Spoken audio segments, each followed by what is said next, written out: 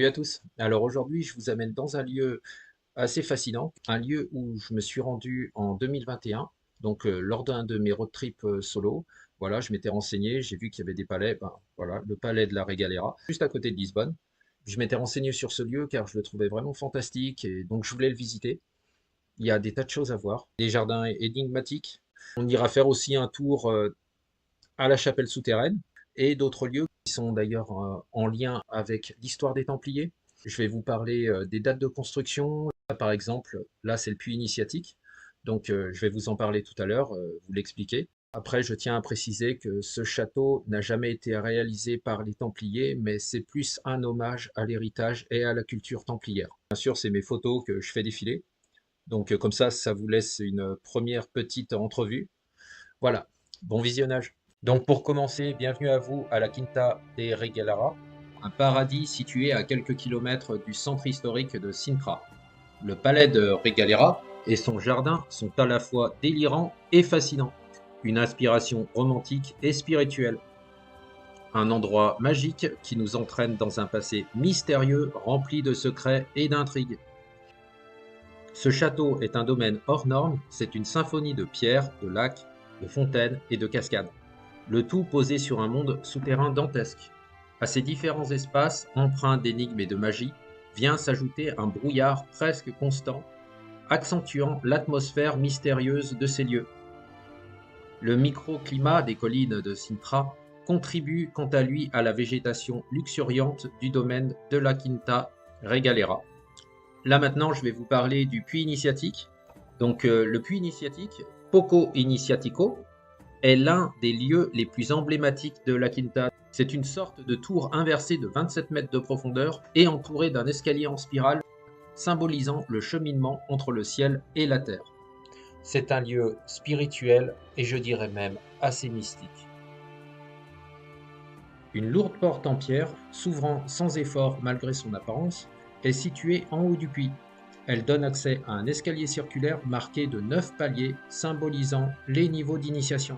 Cette descente nous conduit au fond du puits où l'on peut remarquer l'ordre de la Rose-Croix, se superposant à la Croix des Templiers. Cette rose, faite de marbre, est marquée de 8 branches, représentant les points cardinaux et collatéraux. Si l'entrée du puits n'est pas évidente à trouver, la sortie, quant à elle, s'ouvre sur un vaste réseau de grottes reliant les différents lieux du domaine de la Quinta.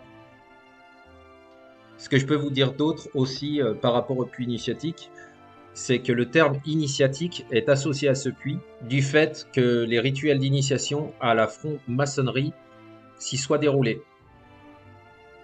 On peut trouver aussi le portail de garde de la Quinta, et ce portail est à lui un seul monument.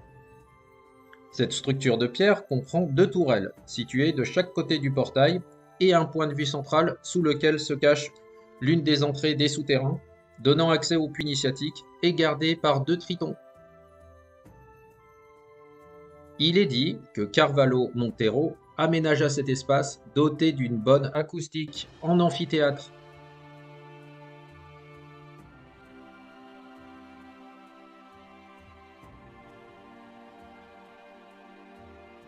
La promenade des dieux relie la loggia dei Pissoe, c'est ce qui marque l'entrée de la Quinta au palais. L'allée est ornée de 9 statues de divinités gréco-romaines, alignées Fortuna, Orphée, Vénus, Flore, Cérès, Pan, Dionysos, Hermès et Vulcano. Pour l'histoire de la Quinta de Rigalera, depuis 1697, année où José Lete en acquit les terres, le domaine a connu différents propriétaires. Francisco Alberto Guimarães de Castro, je ne sais pas si je le dis bien, mais il a eu ce château en 1715, époque où la propriété était encore connue sous les noms de Quinta da Torre ou bien Quinta de Castro. Puis ensuite, João Antonio Lopes en 1800. Plus tard, c'est Manuel Bernardo qui acquit le domaine en 1830, domaine connu depuis sous son nom actuel, la Quinta de Regueira. Maintenant, c'est en 1840 que la fille d'Alfredo Allen, riche commerçant de Porto, fit l'acquisition du domaine et prit d'ailleurs le titre de baronne de Reguelara. Mais celui qui a marqué le début de l'histoire de la Quinta de Reguelara, telle que nous la connaissons aujourd'hui, fut Antonio Augusto Carvalho Montero, né en 1848 et décédé en 1920, qui acquit la propriété d'une vente aux enchères en 1892. À titre d'information, Carvalho Montero fut également le propriétaire de la montre la plus compliquée du monde, la montre Gousset-Leroy 01, qu'il commanda aux usines françaises d'horlogerie de la Maison Leroy, située à Besançon. Il a fallu 7 années de recherche et de travail pour réaliser ce petit bijou au mécanisme sophistiqué, doté entre autres de 24 complications horlogères, d'un mouvement composé de 975 pièces et affichant l'heure de 125 villes au monde. Cette pièce unique présentée en 1901 est exposée au Musée du Temps à Besançon depuis 2013. Ce riche héritier est titulaire d'une impressionnante fortune acquise au Brésil grâce au commerce du café et des pierres précieuses, d'où son nom Monteiro dos Milhões, transforma son rêve en réalité. En fait, il s'est inspiré du palais de Pena et du palace du Bucasso, œuvre réalisée par l'architecte et scénographe italien Luigi Manini.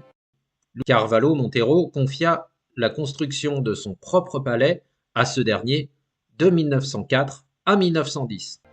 Le résultat de cette transformation fut autant époustouflante que fantaisiste.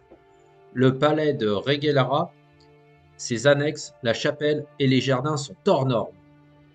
On y retrouve des styles néo-manuélins et Renaissance, des symboles francs-maçonniques, alchimiques et ésotériques. Puis enfin, c'est en 1997 que la ville de Sintra a acquis le domaine. Depuis 2002, la Quinta de Reguelara est classée comme propriété d'intérêt public. Après, comme je vous le disais pendant ma présentation, ce château et ses jardins sont remplis de symboles et motifs qui ont un lien avec l'histoire des Templiers. Un des symboles les plus remarquables du château est la croix templière qui est présente sur plusieurs éléments architecturaux. Là maintenant, je vous propose d'aller visiter l'intérieur de ce palais. Nous allons commencer par franchir une porte vraiment majestueuse, puis on entre dans une salle de réception richement décorée. Les murs sont ornés de sculptures élégantes et de peintures reflétant la passion du propriétaire. Nous avons donc le salon de la chasse. Donc cette salle à manger est dominée par une massive cheminée dont le manteau est orné de scènes de chasse finement gravées. On peut retrouver aussi la salle octogonale, la salle des rois. Donc c'est une ancienne salle de billard. Son plafond est orné de portraits de 20 rois et 4 reines du Portugal, ainsi que des armes des villes de Lisbonne, Porto, Coimbra et Braga. Donc je vais repartir un peu sur la partie extérieure pour vous parler de la chapelle. Donc cette chapelle est de style néo-manuélin et donc décorée de scènes de la vie du Christ et de Marie. Elle contient de nombreux symboles de l'ordre des Templiers et donc pour ce qui est de la crypte, elle est reliée par un souterrain. Voilà, j'espère que ça vous aura plu. En tout cas, si ça vous a plu, n'hésitez pas à mettre un petit pouce pour me dire que la vidéo est bien réalisée, voire même carrément vous abonner si ce n'est pas encore fait. Moi, ça me montre que mon travail est bien réalisé et donc ça me plaît. En fait, quand je pars à l'étranger, je prends mon book et je note tout ce qu'il y a à voir, tout ce qu'il y a à faire à l'étranger et comme ça, je peux retransmettre l'information, le partager. J'adore ça en fait. C'est vraiment ma passion. Et allez, à bientôt!